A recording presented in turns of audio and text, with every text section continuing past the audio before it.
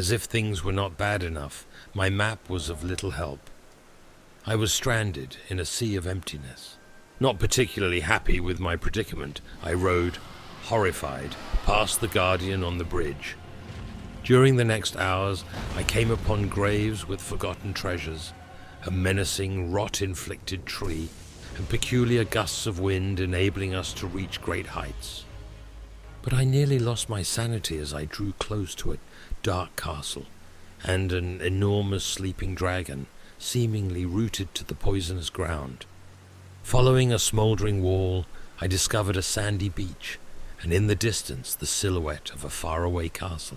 Close by, however, there was an abandoned church, and light was flickering within. Maybe I could finally get some sleep. As I got to the church, I finally saw whence the light came, and found a noble maiden leaning against a demolished wall, writhing in pain. Addressing her, she told me to leave, and that she was inflicted with scarlet rot. Still, I spent the night here, silently listening to her moans of anguish. In the morning, I could now see the castle clearly, yet I'd rather be torn apart by dragons than travel to that fortress, reeking as it did of suffering. I recognized the land for what it was, a place of decay. If only there had been a way to help that young woman. Riding north, I felt hope slowly growing, despite of the abominable and pus-filled nature surrounding me. That is, until I reached a caravan destroyed by fiendish dogs, one of which had taken an interest in me. And then it was upon me, trying to tear me to pieces and devour me. I barely managed to deal with the grotesque animal, and then carefully proceeded to the abandoned wagon. Climbing its steps, I opened a large chest, not knowing what to expect in such a place. To my bewilderment, it held a great sword more impressive than anything I had ever seen. I equipped the giant blade and had to use both of my hands. It was that heavy. Surely, this was not made for mere mortals. Still, the power of this mighty weapon flowed through me, and I felt a distinct urge to go berserk, killing every vile creature in this god-forsaken land. Helpless against that ancient call of violence, I could not ignore it and got swept away by a fog of fury. Slowly regaining my composure, I found myself riding further north. As I arrived at some cabins made by unknown and long-dead explorers, an important realization struck me. I could not allow myself to wield that vulgar blade anymore. It would, of this I was certain, lead me astray in a perpetual state of bloodlust. Relieved when I managed to put that cursed weapon away, I continued, now heading west, with my trusty and finely ornamented sword by my side.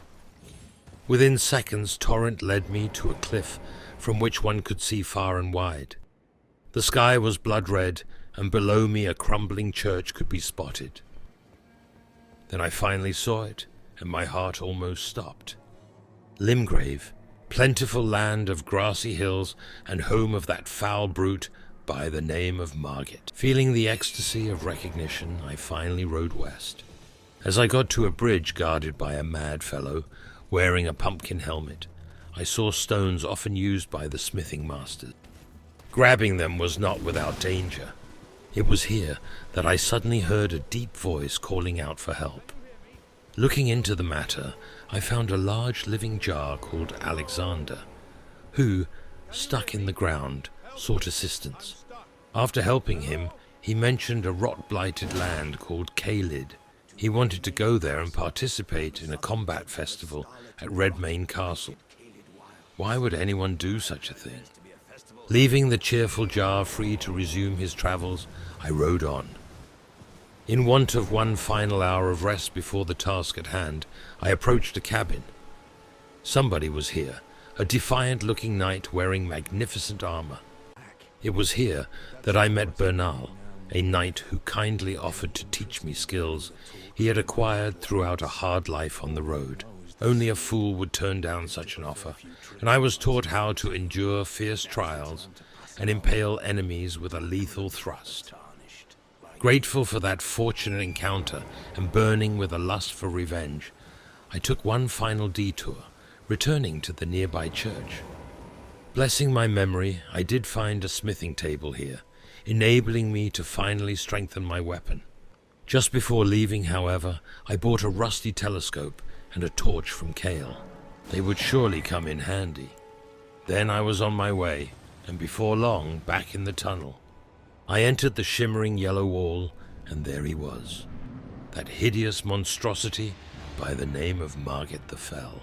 I approached the ghastly thing, but had to realize that hatred itself wasn't enough. He cared not for my disdain, but was too busy molesting me and throwing me off the cliffs. After what seemed like 100 deaths, I remembered the skill taught to me by Bernal. It turned out to be an effective way of dealing with that cane-wielding brute. As I sliced him with a heavy attack, he cried out in pain and began to dissolve in front of me. Yet for some reason, he continued to speak. He was dying, but apparently refused to be quiet. Why would he not hold his tongue? Would he torment me with words henceforth? Leaving that pathetic creature, who was now equipped with nothing but pitiful warnings, I slowly approached the castle. I was finally here,